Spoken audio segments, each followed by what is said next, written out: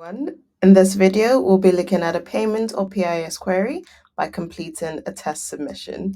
First and foremost, you need to make sure you contact us via our support center and also ensure that you are signed in. Check if there are any articles that address your question first.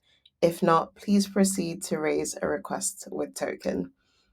To submit a request, start by clicking on the technical request button on this page. This will take you to a form where you will need to make sure you complete it as thoroughly as possible to make sure we have as much information as possible to deal with your request. For the product affected, that would be payment or PIS. Payment technical reason in this case, I'm going with payment issue. The impact I am leaving as low because it only affects one PSU. For the token ID, please provide any of the options in the bracket. Just for example, request ID, the bank ID, the bank that's affected with this payment, and the affected bank country linked to the bank ID you've already provided. For the occurrence timestamp, you want the date it occurred and the time.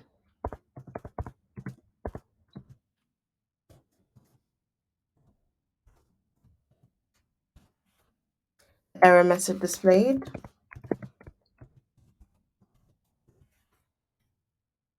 And the endpoint is optional, but if you have this, please feel free to provide that.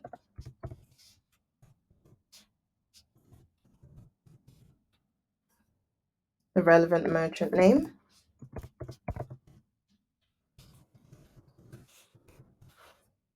And the environment, production or sandbox. I'm going to leave this box blank just so you see what happens if all the relevant sections aren't completed before submission. Payment status.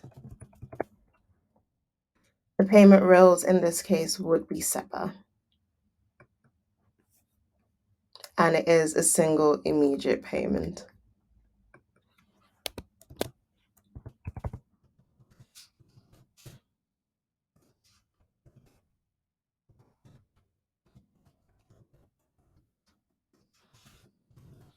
When you put in a subject, it does populate some suggested articles. Have a quick read through this and see if any of them will address the query you're about to raise. If not, continue further down the form with more detailed description. In the description box, you want to enter the details of your request that are separate from the ones you've already provided above by filling in the boxes. So here, I'm just going to go.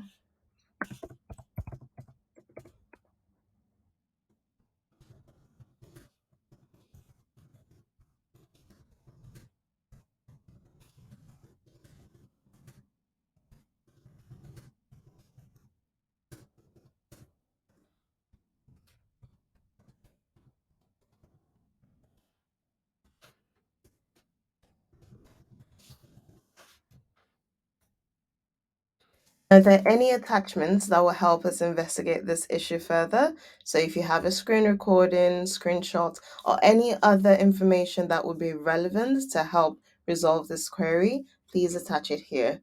If not, continue to submit. So that submission has failed, and we're just going to check through the form.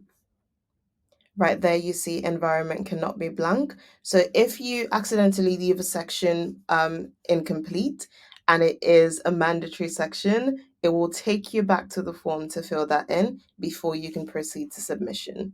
So I'm now going to put the environment as production and try to submit this request again.